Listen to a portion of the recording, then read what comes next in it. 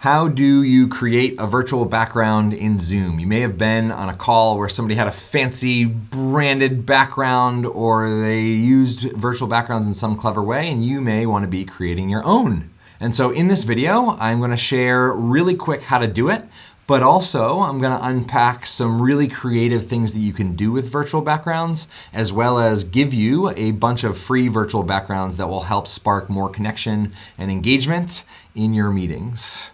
My name is Chad, and my job is to help people turn their virtual meetings and experiences from feelings and emotions like this to inviting people to fall in love with virtual meetings and to see the power to meaningfully connect in virtual meetings, because so often we live in this land of Zoom burnout.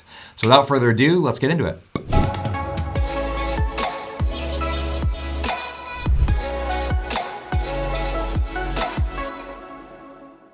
All right, so really quickly, let's just dive into the tech of getting a virtual background set up for like 60 seconds, and then we'll talk about how to make your virtual backgrounds really serve your purpose, because they can be misused, right? So real quick, if you want to actually set a virtual background, you just drop down to this little, where it says stop video, depending on what device you're on, it's a little bit different perhaps, and you get to just choose virtual background.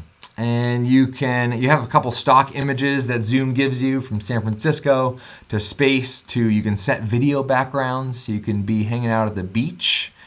But you can also, right here, add your own images or videos. By the way, if you're using, most people's webcams are going to be in a 16:9 format, so create a file, and this, you can do this in Canva or any photo editing software, free or paid, 1920 by 1080 pixels. So that's like presentation mode. It's like what you'd create a PowerPoint slide, 1920 by 1080. So you could even create a PowerPoint slide and download those as images and then upload them straight into Zoom. So that's essentially how you do it.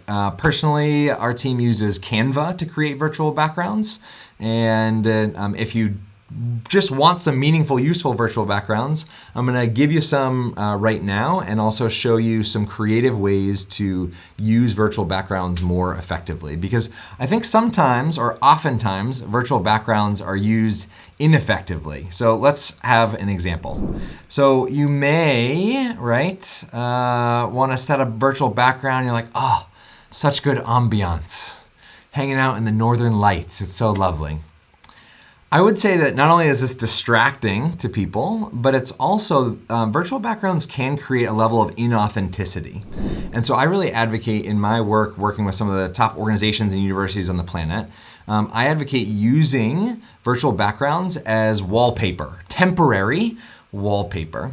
And so thinking about the purpose of why you might use them, right? If you want to spark some interaction, this is a really great way to create some interaction. So before splitting people in the breakouts, rather than fumbling around with screen sharing to share a prompt or a question, you can just have that prompt or question right there. If you've got tech staff that are helping you produce a virtual event or something, you can have them have little labels or something so that people can see. So the virtual backgrounds are meaningful in some way.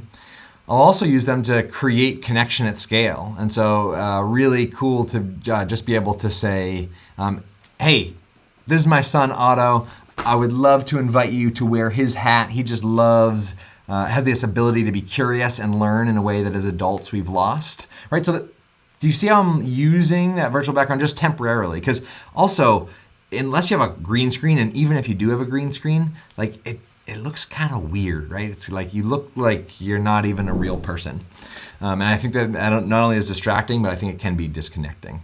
So the one time that I would invite people to, or say that I think it's fine to use virtual backgrounds, is for whatever reason, you might be self-conscious and you might not want people to see what's actually in your background. You might also have kids, and virtual backgrounds are a great way to hide kids, right? So back to this idea of how to use them. So first of all, in the link below, if you like these question prompts, right? These are inspired by the deck of We Connect cards that we create, which is a deck of cards with a whole bunch of questions intended to spark meaningful conversations.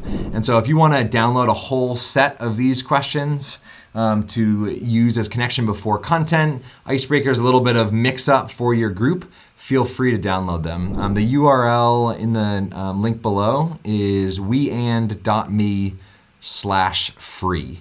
Even though I work with some of the top organizations and companies on the planet to help them make connection and engagement easy, I also have this belief that information should be free. Beautiful. So to recap, my invitation or challenge to you is to use virtual backgrounds temporarily rather than permanently throughout a call to turn your own virtual meetings from sleep-worthy and cry-worthy to invite some engagement and give people the experience of like, ooh, that was kind of creative. I like it. Now that said, I'm showing you these ideas. One of the things that I really invite people to do in addition to virtual backgrounds is just create analog backgrounds. And what I mean by that is, oftentimes if I want to share an idea with a group, fumbling around with screen share is clunky, it takes time, and when you screen share, it maximizes content and minimizes connection. And so sometimes I just love to create, just to hold up an image to the screen to make a point. Right? So if I'm about to give the group some productive silence just to think about their response to something, really great way to create a background without actually changing any tech. So that oftentimes I'll lay out my agendas with physical items and props that help me sort of cue the group and walk them through an experience. And as far as imagery too, really useful to be able to say, hey, what we're about to do is an activity that if you feel like you're stuck, or as a team you feel like you're stuck, we're gonna share a couple exercises that's gonna help unblock you in that moment. In summary, use virtual backgrounds not to make you awesome, but to shift the focus and create a better experience for the people who are in your meeting. Hope this was super useful. Got loads of free ideas, virtual backgrounds that you can download at the link below.